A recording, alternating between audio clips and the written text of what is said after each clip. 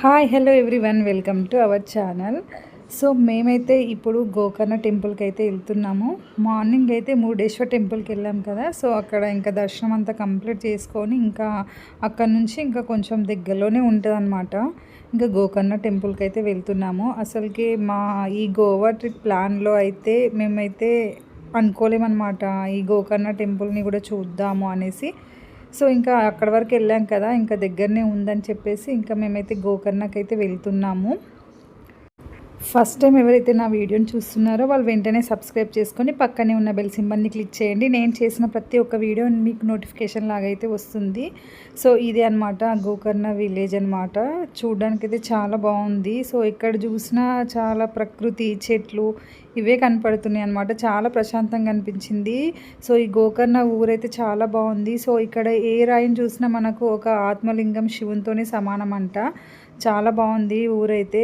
అసలుకి మా ట్రిప్ ప్లాన్లో మేము గోకర్ణ చూస్తాం, గోకర్ణ టెంపుల్కి వెళ్ళి స్వామివారిని దర్శించుకుంటాం అనేసి మేము అసలు ఎక్స్పెక్ట్ కూడా చేయలేము. సో ఇంకా ఆ స్వామివారి మమ్మల్ని పిలుచుకున్నారు కావచ్చు అనేసి మేమైతే అనుకుంటున్నాము. సో మనకి ఇక్కడ గోకర్ణ టెంపుల్లో మనకు ఆత్మలింగంగా దర్శనం ఇస్తారు. సో మురుడేశ్వర్ టెంపుల్కి వెళ్ళినప్పుడు నేను ఇంకా ఆత్మలింగం స్టోరీ అంటే రావణాసుడు తపస్సు చేసి ఆత్మలింగాన్ని తీసుకొచ్చుకుంటే ఇంకా వినాయకుడు వచ్చి బాలుని రూపంలో వచ్చేస్తే, సో సంధ్యావందన సమయంలో ఇంకా వినాయకునికి ఆత్మలింగాన్ని ఇచ్చి ఇది కింద పెట్టకండి అని చెప్తారు. ఇంకా వినాయకుడిని 3 సార్లు రావణాన్ని పిలుస్తాను, మీరు రాకపోతే కింద పెట్టేస్తా అంటారనమాట. ఆ పెట్టిన స్థలమే మనకు గోకర్ణ అనమాట. సో ఆత్మలింగాన్ని కింద పెట్టిన వెంటనే ఇంకా రావణాసుడు కోపంతో వచ్చేసి ఇంకా వినాయకుడిని ఒక మొట్టికాయ వేస్తాడు. ఇంకా ఆత్మలింగాన్ని పైకి లేపే క్రమంలో ఆత్మలింగం షేప్ అనేది చేంజ్ అయిపోతుంది అనమాట. సో అది ఏంటంటే గోవు చెవు ఆకారం అనమాట. మన ఆవు చెవు ఎలా ఉంటుందో సో ఆ ఆకారంలో ఆత్మలింగం అనేది షేప్ చేంజ్ అయిపోతుంది. అందుకే మనకు ఆ ఊరికైతే గోకర్ణ అని పేరు వచ్చిందనమాట.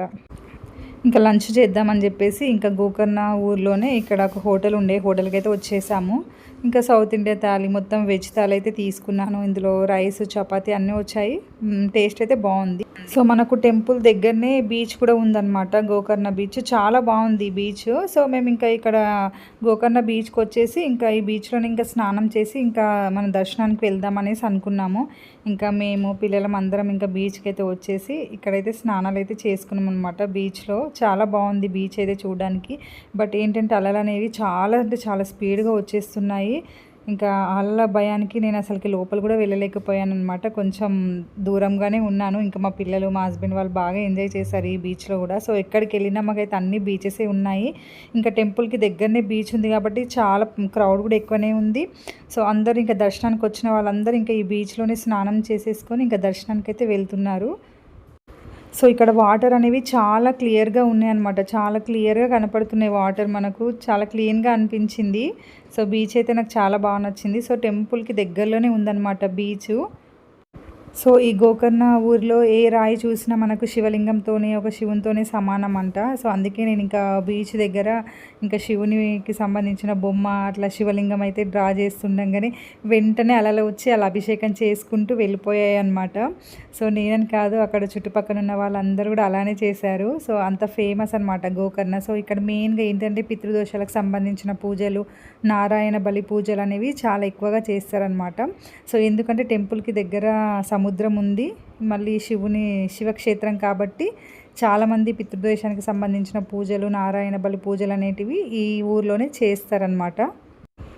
సో ఇంకా సముద్రంలో స్నానం వచ్చేసి ఇంకా అక్కడ మనకు రూమ్స్ ఉంటాయి అనమాట. అంటే డ్రెస్ చేంజ్ చేసుకోవడానికి జెంట్స్కి సపరేట్గా, ఉమెన్స్కి సపరేట్గా కొన్ని రూమ్స్ ఉన్నాయి అనమాట సముద్రం దగ్గరనే. ఇంకా మేము ఆ రూమ్స్లో ఇంకా డ్రెస్ అయితే చేంజ్ చేసేసుకున్నాము. ఇంకా కార్లో వచ్చేసి ఇంకా కొంచెం రెడీ అయ్యేసి ఇంకా టెంపుల్కి అయితే వెళ్ళిపోతున్నాము. సో మేము కార్ అయితే ఇక్కడనే పార్కింగ్ చేసాము. ఇంకా మేము బై వాక్లోనే వెళ్ళిపోతున్నాం అనమాట. సో ఇదంతా టెంపుల్ సరౌండింగ్. సో ఇక్కడ టెంపుల్ సరౌండింగ్ అంతా ఏంటంటే ఒక ఇళ్ళ మధ్యలోనే ఉందన్నమాట గుడి. సో ఇంకా ఇది డెవలప్ చేస్తే బాగుంటుంది, కానీ అక్కడ ఉన్న ప్రజలైతే టెంపుల్ని అయితే ఇలానే ఉండని అని చెప్పేసి అన్నారంట. సో అందుకే ఇలానే ఉంచారు. టెంపుల్ అయితే చాలా అంటే చాలా బాగుంది. సో మేము ఇంకా లోపలికి అయితే వెళ్తున్నాము. సో ఈ టెంపుల్ రూల్స్ ప్రకారం ఇక్కడ మగవాళ్ళు అయితే పంచకట్టులోనే వెళ్ళాలన్నమాట దర్శనానికి.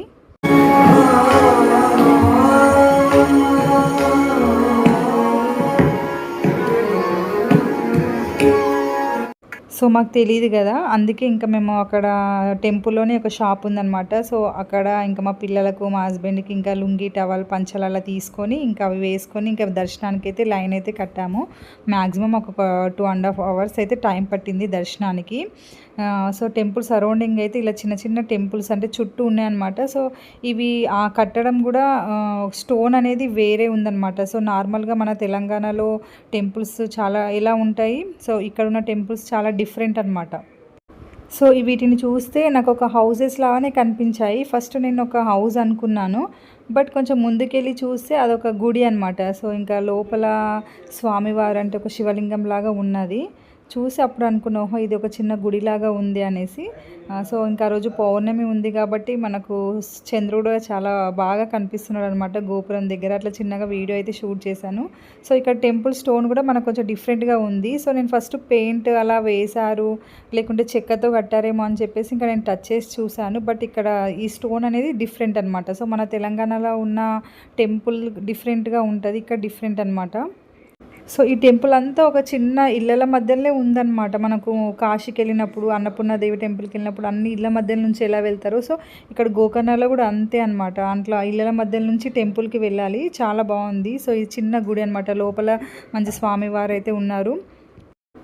ఇక్కడ మగవాళ్ళందరూ పద్ధతిగా పంచకట్టు టవాల్ వేసుకొని దర్శనానికి వెళ్తున్నారనమాట. ఇది మనకు గోకర్ణలో ఆత్మలింగం కదా, సో మనకు మార్నింగ్ టైం కూడా స్పర్శ దర్శనం కూడా ఉంటుందంట. సో దానికి సపరేట్గా టికెట్ అంటూ ఏం లేదు, అది ఒక టైమింగ్స్ అనమాట. టైమింగ్లోనే మనకు స్పర్శ దర్శనం అయితే చేయిస్తారు. కానీ స్వామివారు దర్శనం అయితే చాలా అంటే చాలా బాగా జరిగింది.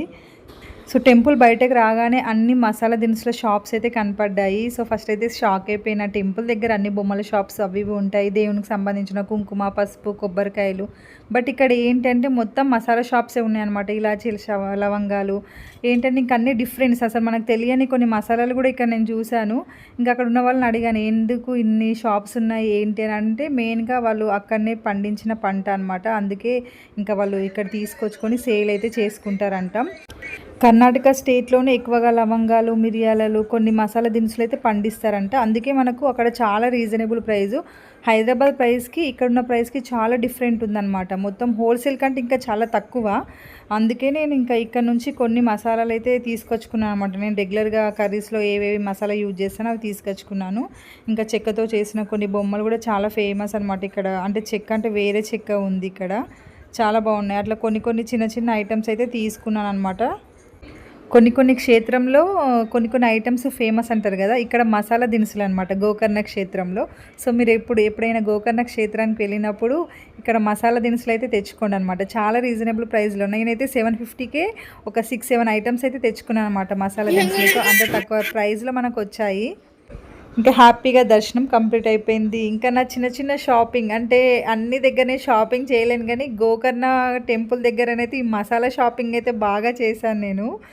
సో ఈ షాపింగ్ కూడా కంప్లీట్ అయిపోయింది. ఇంకా డిన్నర్కి అయితే ఒక ప్లేస్లో అయితే ఆగాము. సో అక్కడ ఇంకా డిన్నర్ కూడా కంప్లీట్ చేసేసుకొని ఇంకా మా పిల్లలు పడుకుంటారు అంటే ఇంకా వాళ్ళకైతే బెడ్ అయితే ప్రిపేర్ చేస్తున్నాం అనమాట. ఇంకా వాళ్ళకి అలా బెడ్ అయితే ప్రిపేర్ చేసేసి ఇంకా వాళ్ళు పడుకోపెడితే ఇంకా చక్కగా పడుకుంటారు ఇంకా వాళ్ళు, ఏ డిస్టర్బెన్స్ లేకుండా. సో ఇంకా నెక్స్ట్ ఎటు వెళ్ళాలి ఏంటి అనేసి అసలు ఏం ప్లానింగ్ కూడా లేదనమాట. సో నెక్స్ట్ ఏమైనా మనకు హోటల్ లాగా వస్తే ఇంకా స్టే చేద్దాం అనుకున్నాము. బట్ మేము వెళ్ళే రూట్ మొత్తం అడవిలాగానే ఉంది. అప్పటికి నైట్ 12 అవుతుంది. ఇంకా పిల్లలైతే బ్యాక్ సైడ్ పడుకున్నారు. కొంచెం భయం అనిపించింది ఈ ప్లేస్ని చూసిన తర్వాత. బట్ ఏంటంటే నాకు ఎవరైనా భయం అనిపిస్తే నేను వెంటనే హనుమాన్ చాలీసా అయితే చదువుతాను, లేకుంటే ఫోన్లో వింటాను అనమాట. ఇంకా హనుమాన్ చాలీసా వినుకుంటూ మా హస్బెండ్తో మాట్లాడుకుంటూ ఇంకా అలా ఉన్నాము. ఇంకా మేము వెళ్ళే రూట్లోనే గాన్గాపూర్ దత్తాత్రేయ స్వామి టెంపుల్ అయితే ఉంది. ఇంకా ఆ టెంపుల్ కూడా వెళ్ళి కూడా దర్శనం అయితే చేసుకున్నాము. సో ఆ టెంపుల్కి వెళ్తే ఒక గూస్ బంప్స్ అనమాట, చాలా బాగుంది. ఇంకా టెంపుల్ అయితే ఏ వీడియోస్ చేయలేను.